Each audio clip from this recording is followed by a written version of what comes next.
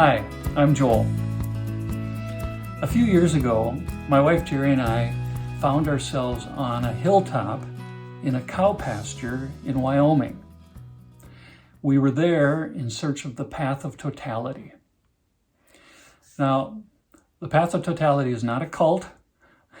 No, it's at that time, during the full eclipse of the sun, the path of totality was this 70-mile wide swath of land across the United States that if you could get into this area, it became safe to look directly at the sun when the sun was fully eclipsed.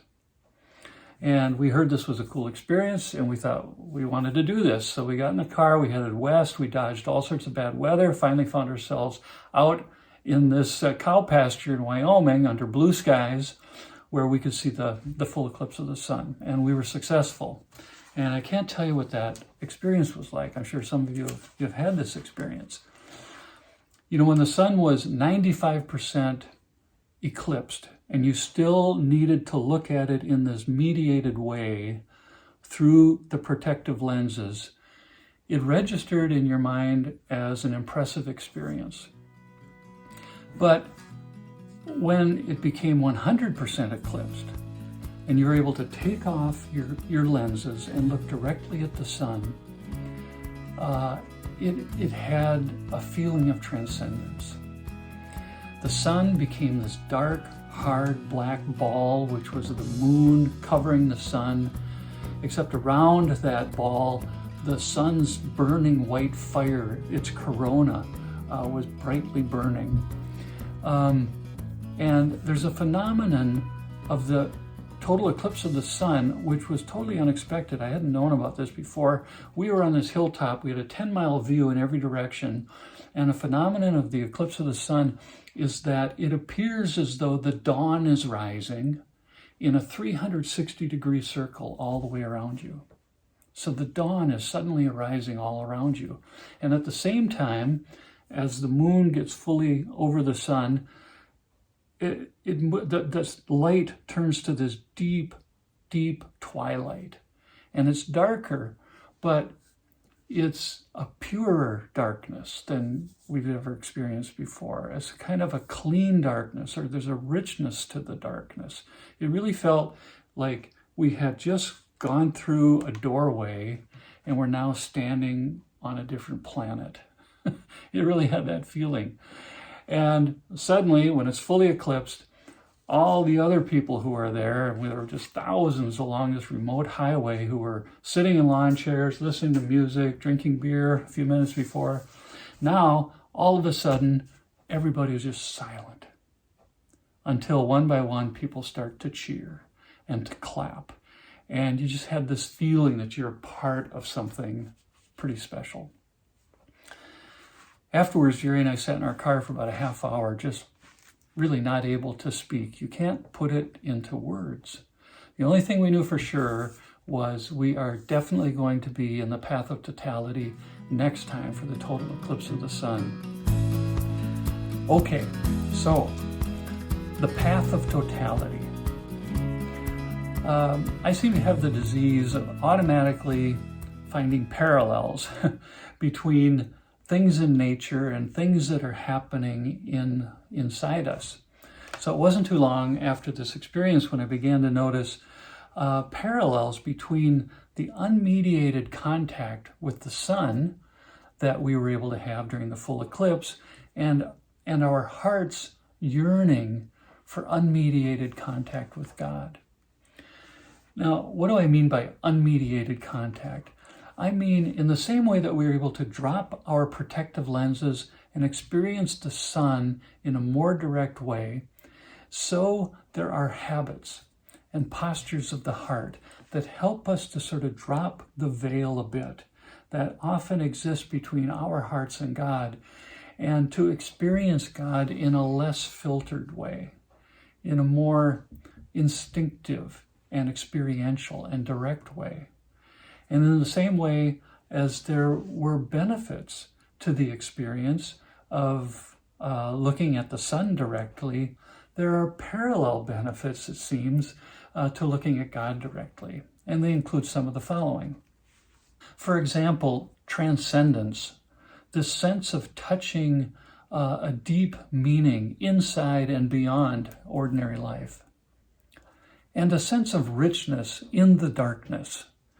In the same way that during the full eclipse of the sun, the darkness was dark, but it was somehow more pure. There was a quality of light that was very special.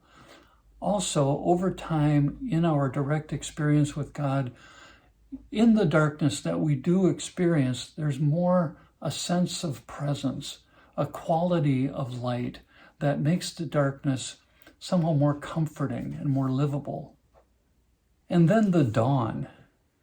In the full eclipse of the sun, there was this 360-degree rising dawn that was invading the twilight. There is a growing sense, as we live in a less filtered way between ourselves and God, that there's a dawn that's invading our darkness. There is darkness, but there's a dawn that's coming forward, and it's brightening, and the darkness can't overcome it. And then finally, there's this sense of camaraderie. You know how I said with the eclipse of the sun, when it happened, we all felt like we were kind of connected with each other, that we were involved in something big and transcending. Well, it's the same way in our direct life with God. There's this sense, hey, we're on a journey to somewhere important. This feels existential. It feels fundamental to who we are together. It's a place of safety and joy that we experience with one another. So this path of totality, what I thought I wanted to do is to offer a series of short videos over the course of the next year or so that probe different dimensions of this more human way of being in life with ourselves and being in life with God. It's a way beyond just analysis, analyzing myself, critiquing myself, analyzing the world around me, analyzing God. It's a way of lowering things down into our being and living things more as a human being. And in fact, interestingly, what you find when you are probing more direct contact with God is that you are also probing more direct contact with your own real self. The Apostle Paul says, you and I are hidden in our life with Christ in God, right? He says, your life is hidden with Christ in God. And so as we are more intimately and directly in contact with God, what you find over time is you're also more in contact with your own real self. The real self you were born to be and that you will be throughout eternity. You're kind of relieving, comforting, true self. So here are a few of the things we're going to talk about during this video series. We're going to talk about love. God is love. You and I abide in God. How do we let ourselves fully live in what Henry Nouwen calls the house of love? How do we make the house of love our more permanent home and our permanent address? We're also going to talk about loss and renewal. That is, we're going to talk about Jesus' work of life, death, and resurrection as being our own personal context for doing life. And how do we anchor ourselves? How do we put our weight down in that paradigm as our own hopeful way to do life? We're also going to talk about unfiltered contact with God through habits, postures of the heart, including prayer, including the scriptures, and including an activity that I'm going to share with you in a moment. And also, though, we're going to talk about the idea of humanness. So we'll ponder the invitation to become more full human beings. And we're going to do this by honoring and liking our full selves and inviting ourselves out of the shadows into the warmth and the safety of God's light. So generally, what I'm hoping for in this series is that we can risk dropping our protective gear and to be in more unmediated contact with God and with our own real selves. And what I'd like to do here now at the end of this video is to just leave you with a simple practice, a simple activity that can serve as a sort of an intro to this way of being in less filtered contact with ourselves and God and the world. And this activity launches out of thoughts like these. First of all, this great quote by Paula D'Arcy: God comes to you disguised as your life. Just give you a moment with that. God comes to you disguised as your life. And then Jesus says, I'm with you always. In fact, he says, hey, listen, truly, truly, I tell you, I'm with you always. Maybe the most transforming single practice is to become awake. Awake to the truth that God is always present with you. God is present with you right now. When we become awake, what happens? We become awake, we open our eyes, we leave our dream world behind, we leave the world that had seemed real, but we open our eyes now and we notice it wasn't real. This is the real world. And the real world is that God is present at every moment with us. So I want to give you a question to launch this practical activity that could become a life question.